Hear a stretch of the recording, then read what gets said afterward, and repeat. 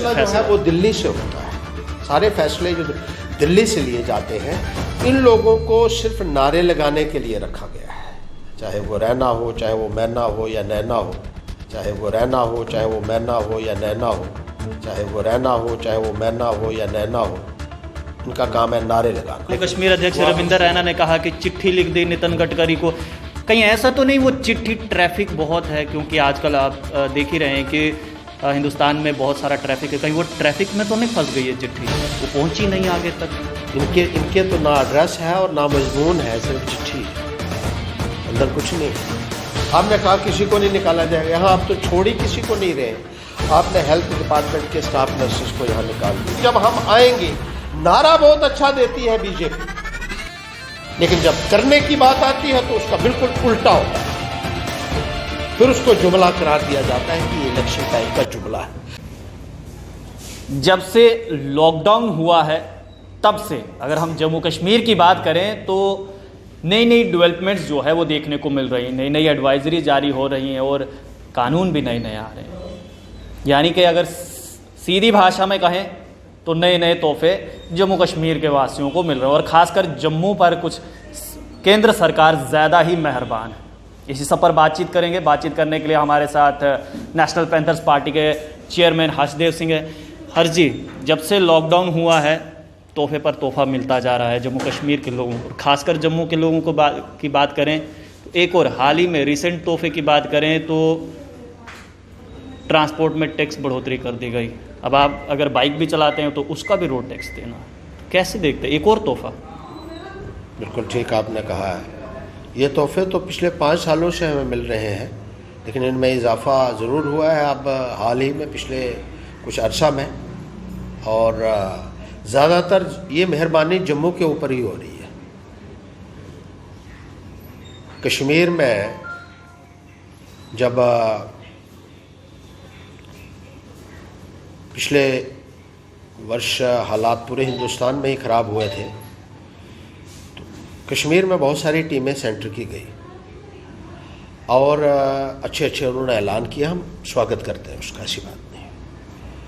Home ministry की teams वहाँ गई, HRD की टीम्स वहाँ गई, हॉर्टिकल्चर की टीम्स वहाँ गई और ये कहा कि जो हालात ख़राब हुए थे उनकी वजह से वहाँ फसलें ख़राब हुई हैं। कश्मीर में सेब ख़राब हुआ है, अखरोट की बिक्री नहीं हो रही है, तो एक मार्केट इंटरवेंशन स्कीम का वहाँ ऐलान हुआ और मिनिमम सपोर्ट प्राइस वहाँ के जो आर्चर्डिस्ट से उनके लिए तय की गई, फ्रूट ग्रोअर्स जो थे। अच्छी बात है, हम कहते हैं।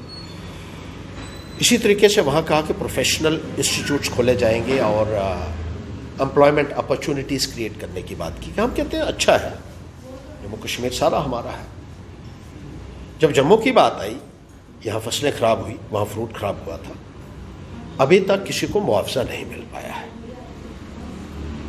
लोगों ने बहुत शोर किया, किसानों ने कहा हमारा खाने के लिए कुछ नहीं है। उस वक्त उन्होंने कहा 600 रुपया के करीब जो है वो एक कैनाल का आपको मिलेगा एक कंपनसेशन के तौर पर, जो अभी तक इल्यूसिव है। किसान उसको भी ढूंढ रहा है। बहुत सारे ऐसे किसान हैं जिनको एक फुटी कौड़ी भी नहीं मिली है।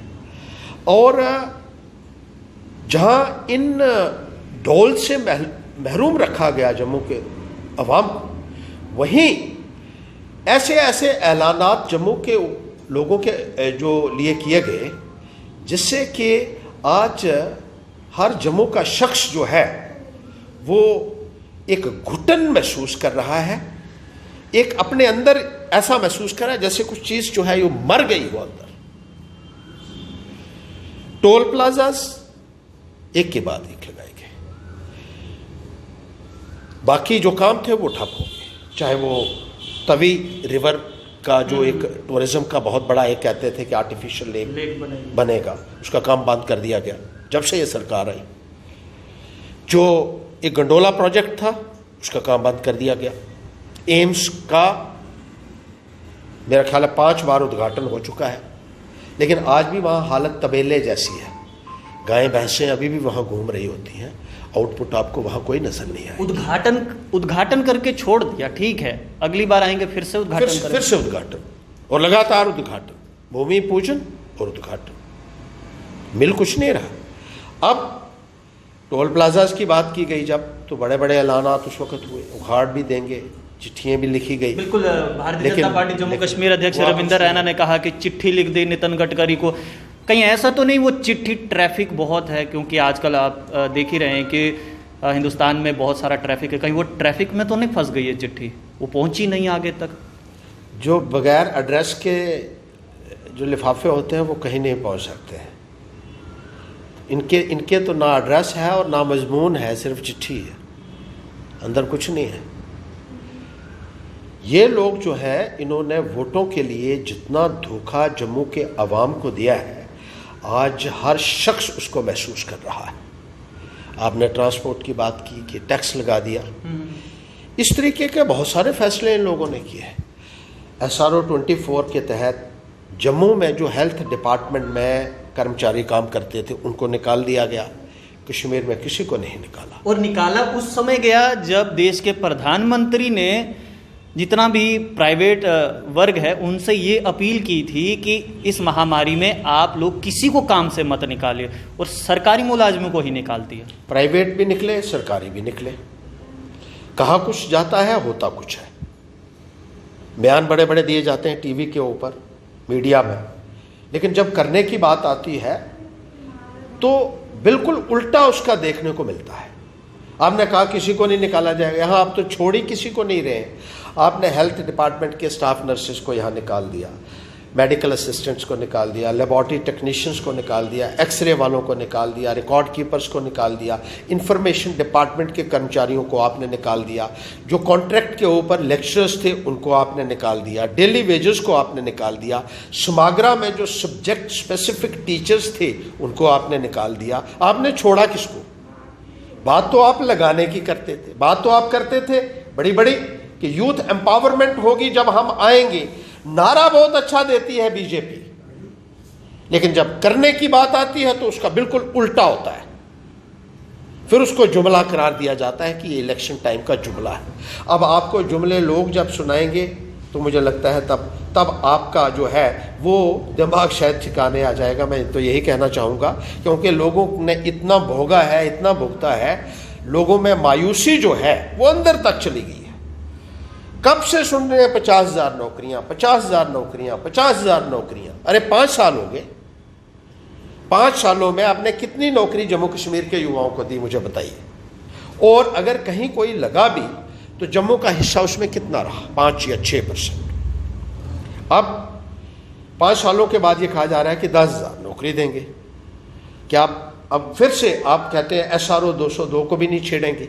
हमने क्या करनी है? वो नौकरी जो 202 के तहत अगर आप अनाउंस भी करते हैं, क्या ये मजाक नहीं है नौजवानों के साथ? 1/4 तनख्वाह उनको अगर मिलेगी और वही काम करने वाला पूरी तनख्वाह ले रहा है, आप कौन सा एहसान कर रहे हैं हमारे ऊपर? और फिर जब दिल करता है तो आप निकाल देते हैं। जो लोग प्रोसीजर के तहत लगे हुए उनको भी आप निकाल देते हैं। ये एक बहुत बड़ी ज्यादती है। जो युवा है वो उसको भविष्य कहा जाता है, समाज का, देश का भविष्य कहा जाता है, और युवाओं के साथ ही अगर इस किस्म का खिलवाड़ होगा, आपने हमारे पढ़े लिखे नौजवानों को जूते पॉलिश करने के लिए सड़कों के ऊपर बिठाया। बिल्कुल, वो गवर्नमेंट मेडिकल कॉलेज अगर हम बात करें, गवर्नमेंट हॉस्पिटल की, तो रजौरी की वहाँ से तस्वीरें आई थी और वो लोग ये कह रहे थे कि बूट पॉलिश करवा लो सिर्फ 10 रुपये पे, और वो भी एप्रन डाल के। बिल्कुल, ये बेरोजगार नौजवानों का ये हाल है, पढ़े लिखे युवाओं का ये हाल हो रहा है। मैं कहता हूँ कि जितनी बदहाली, जितना दुर्व्यवहार बीजेपी के शासन में पढ़े लिखे नौजवानों के साथ हुआ है, इतना आज तक कभी भी देखने को नहीं। क्या लगता है आपको कि कोई भी फैसला अगर केंद्र सरकार लेती है तो जम्मू कश्मीर, क्योंकि केंद्र में सरकार तो उन्हीं की है, भारतीय जनता पार्टी की, तो ये जम्मू कश्मीर के जितने भी नेता हैं, क्या इनसे पूछा नहीं जाता कि यहाँ पर जम्मू कश्मीर की आवाम चाहती क्या है, आप लोग क्या चाहते हैं, जम्मू कश्मीर के हित के लिए कोई फैसला जो है वो दिल्ली से होता है। सारे फैसले जो दिल्ली से लिए जाते हैं, इन लोगों को सिर्फ नारे लगाने के लिए रखा गया है। चाहे वो रहना हो, चाहे वो मैना हो या नैना हो, इनका काम है नारे लगाना और ताली बजाना, जो भी वो कहेंगे। अगर वो कहेंगे कि हमने डावे शाह ला लाया है और इस डोमिसाइल लॉ के तहत हमने पूरे हिंदुस्तान से जम्मू कश्मीर में खोल दिए हैं। किसी भी रियासत से आकर कैंडिडेट जो है वो जम्मू कश्मीर में जॉब के लिए अप्लाई कर सकता है। तो इन लोगों को ताली बजानी है। अगर यहां का नौजवान खड़ा होता है, जब यहां के अपोजिशन पार्टीज खड़े होकर उस फैसले को रिवर्स करा देती हैं और केंद्र सरकार को वो फैसला वापस लेना पड़ता है, और वो जब वापस लेते हैं फिर ये ताली बजाते हैं, ये कहते हैं बहुत अच्छा फैसला है।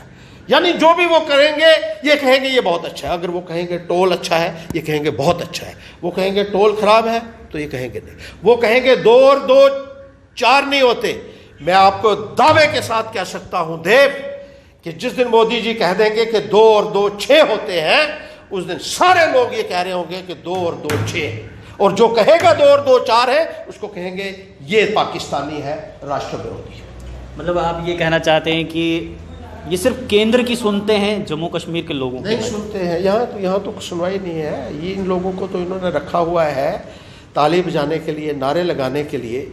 अगर इनके कोई दम होता इनमें, तो आज ये हालात यहाँ के नौजवानों के नहीं होते कि कश्मीर में काम कर रहे हैं, जम्मू के नौजवानों को बाहर का रास्ता दिखा दिया है। हम तो कहते हैं कश्मीर में अच्छी बात है, वहाँ रखा हुआ है, लेकिन वहाँ के लोगों ने भी एक they have put up a strong face, tough oppose उन्होंने एक बना के रखा हुआ है कि हमारे नौजवानों को आपने छेड़ना नहीं है। आप उन्हीं के सामने झुक रहे हैं ना कि वहाँ नहीं किया। अच्छी बात है। मैं कहता हूँ किसी को भी नहीं निकाला जाना चाहिए, चाहे वो कश्मीर का है या जम्मू का है। लेकिन आपने कश्मीर के नौजवानों को रखा, जम्मू वालों को निकाल दिया, और एक बोलने के लिए तैयार नहीं है। SRO 202 उसके ऊपर उनको पूछो तो ये बात करने के लिए तैयार नहीं है, क्योंकि केंद्र जब कहेगा कि ये खराब है तब इनको खराब लगेगा। वहां बैठे हुए 2 लोग। एक बात यहाँ समझ नहीं आ रही कि जब भी ज़्यादातर अगर भारतीय जनता पार्टी के नेताओं से बातचीत होती है तो वो एक बात ज़रूर कहते हैं कि बात चल रही है। ये बात चल किसके साथ रही है ये नहीं समझ आ रहा। ये पूछना पड़ेगा इनको, आपको, और इसका जवाब जो है आप पूछते भी रहेंगे ना। बिल्कुल, हम तो पूछते हैं, लेकिन वो जवाब तो ये जवाब आपको सारी उम्र कभी नहीं मिलेगा कि इनकी बात किसके साथ चल रही है। लेकिन लोग अब इसका जवाब देंगे। ये जवाब नहीं दे पाएंगे, लेकिन लोग ज़रूर जवाब देंगे इनको, जब वक़्त आएगा तो वो बताएंगे। क्योंकि देखिए, जब भी चुनाव करीब आता है तो जम्मू की बात करते हैं। हम जम्मू को ये देंगे, हम जम्मू को वो स्कीम देंगे, हम नौकरियां देंगे, हम सब कुछ सस्ता कर देंगे। लेकिन जैसे ही चुनाव ख़त्म होता है, जनता भरोसा करती है, अपना बहुमूल्य वोट देती है, तो उसके बाद टोल प्लाजा भी आ जाता है, उसके बाद नया टैक्स आ जाता है, नए कानून आ जाते हैं। तो इस प्रकार से, और ऊपर से जम्मू कश्मीर को यूटी बना दिया, ऊपर से 2 ज़िले भी ले लिए। इसलिए हम लोगों को कहते हैं कि हमें, खास तौर पर जम्मू के लोगों से मेरी ये अपील है कि हमें स्ट्रॉन्ग लीडरशिप चाहिए। हमें पार्टियों से कुछ नहीं मिलेगा। बड़ी दुकान, ऊंची दुकान और फीका पकवान वाली बात होगी। अगर लीडरशिप मजबूत होगी तो हिस्सा मिलेगा। अगर लीडरशिप मजबूत नहीं होगी तो आप जिसको मर्जी बना दीजिए, कुछ हासिल होने वाला नहीं है। कांग्रेस को भी देख लिया, बीजेपी को भी देख लिया, एनसी और पीडीपी को भी आपने देखा है।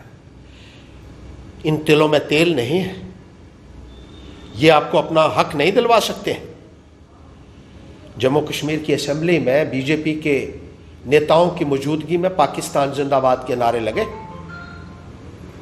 इन्होंने देना तो क्या है, इन्होंने जम्मू के लोगों के सर शर्म से झुका दिए। नेता वो है जो ना केवल लोगों की जुबान बने, बल्कि लोगों के सिर ऊंचे रहने चाहिए। ऐसी नुमाइंदगी दे कि लोगों को लगे कि हमारा जो जज्बात है वो हमारे नुमाइंदे ने खोल के रखा है। अरे इन लोगों ने तो पूरे तरीके से सत्ता के दौरान आत्मसमर्पण किया। सरकार जिस दिन बनानी थी, एक ही टेबल पे बैठ रहे थे और बयान ये दिए जा रहे थे कि पाकिस्तान की मेहरबानी से जम्मू कश्मीर में सरकार बन रही है और मिलिटेंटों का शुक्रिया अदा हो रहा था। और इनकी सरकार के दौरान 11,000 पत्थरबाजों की रिहाई हुई। आर्मी के खिलाफ आपने केसेस रजिस्टर किए। बड़ी बड़ी दुहाई देते हैं देशभक्ति की आप, लेकिन इन्हीं के एक नेता ने ये भी कह दिया कि बीजेपी कोरोना से भी बढ़कर है और जम्मू के लोगों के पास तो कोई चारा ही नहीं है, आएंगे तो बीजेपी के ही पाले में। बिल्कुल, देखिए उसने सही कह दिया, कोरोना के साथ बीजेपी को उसने खुद ही जोड़ दी। देखो अंदर से सच्चाई बाहर निकल ही जाती है, सच्चाई छुप नहीं सकती बनावट के असूलों से, खुशबू आ नहीं सकती कागज़ के फूलों से। जम्मू के लोग कागज़ के फूलों से खुशबू लेने की कोशिश कर रहे थे। अरे मेरी तो विनती है हाथ जोड़ के कि अब तो समझ जाओ भैया, अब हम सबको अपने दिमाग से भी काम लेना पड़ेगा कि हमारी और आने वाली नस्लों की भलाई कहाँ है। कौन हमें अच्छी लीडरशिप दे सकता है, अच्छी नुमाइंदगी दे सकता है, हमारी बात कर सकता है, हमारे जज्बात को उभार कर आगे सामने ला सकता है। ये तो कश्मीरी लीडरशिप के सामने नतमस्तक हो जाते हैं, इनमें जुर्रत नहीं है कि बोल सकें। भारतीय जनता पार्टी में कोई ऐसा लीडर नहीं है जो जनता की आवाज़ बन सके, क्योंकि अक्सर रविंदर रैना कह रहे हैं कि आने वाले समय में जम्मू कश्मीर का सीएम भारतीय जनता पार्टी का, और सबसे अहम बात वो बार बार यही कहते हैं कि हिंदू ही होगा। कि ऐसा कोई लीडर है भारतीय जनता पार्टी? देखिए मैंने आपसे पहले भी कहा है कि जो ये कहते हैं उसकी तरफ ध्यान देने की ज़रूरत नहीं है, क्योंकि उसका कोई मायना ही नहीं होता है। अरे जब आपको इतने एमएलए मिले पीडीपी के बराबर, तब भी आपने सरकार बनाने के वक्त ये फैसला कर दिया कि 6 के 6 साल के लिए हुकूमत जो है वो आप ही ले लीजिए, हमको बस अपना सुबार्डिनेट बनाकर मिनिस्ट्रियल ओहदे दे दीजिए और ताली बजाने के लिए हमें अपने साथ रखिए। ये कह सकते थे, सरकार उनकी अकेले की नहीं बन सकती। उसमें भी महत्वपूर्ण विभाग तो वो उनके ही थे, होम मिनिस्ट्री उधर, एजुकेशन मिनिस्ट्री उधर। और दूसरी बात, बिल्कुल, और दूसरी बात, जब 3 साल बाद जब सरकार टूटी और ये कहा गया कि नए सिरे से सरकार बनाई जा रही है, उस वक्त भी बीजेपी ने ऐलान किया कि हम किसको बना रहे हैं। वहाँ से कश्मीर का एक नेता, क्या नाम था उसका, जो पीपल्स कॉन्फ्रेंस का जी अध्यक्ष, हाँ सजाद लोन, अपनी पार्टी में उनको उस वक्त भी कोई नहीं दिखा जो इस काबिल हो कि इस ओहदे को संभाल सके। खुद ही इन्होंने ये ऐलान कर दिया कि हमारा सरकार बन रही है और हम, वो कोई लोन साहब है, उनको हमने मुख्यमंत्री पद के लिए मनोनीत कर लिया है। हालांकि उसके पास 2 ही एमएलए, एक एमएलए उसके बाद है, एक वो खुद था। और अब अल्ताफ बुखारी की बात चल रही है। और अब नया इन्होंने ढूंढ लिया है कश्मीर में। बीजेपी वोट जम्मू से लेगी, लेकिन अपना लीडर वो जो है वो कश्मीर में ढूंढेगी जाकर, जैसे अभी ढूंढ लिया उन्होंने। चलिए, बहुत बहुत शुक्रिया बातचीत करने के लिए। तो पैंथर्स पार्टी के चेयरमैन हर्षदेव सिंह इस समय हमारे साथ बातचीत कर रहे थे और इनकी बातों से ऐसा लगता है, क्योंकि इशारे में इन्होंने कहा कि भारतीय जनता पार्टी के पास कोई भी ऐसा नेता नहीं है जो आने वाले समय में जम्मू कश्मीर के बारे में और ख़ासकर जम्मू के बारे में सही तरीके से सोच सके। और इनका ये भी कहना है कि भारतीय जनता पार्टी के जितने भी नेता हैं वो सिर्फ केंद्र सरकार के सामने जी हजूरी करते हैं। जम्मू कश्मीर में और ख़ासकर जम्मू में क्या चल रहा है, इससे भारतीय जनता पार्टी जम्मू कश्मीर को कोई फ़र्क नहीं पड़ता। आप लोग देखते रहिए early post. Cameraman Shyam ji के साथ देव ठाकुर।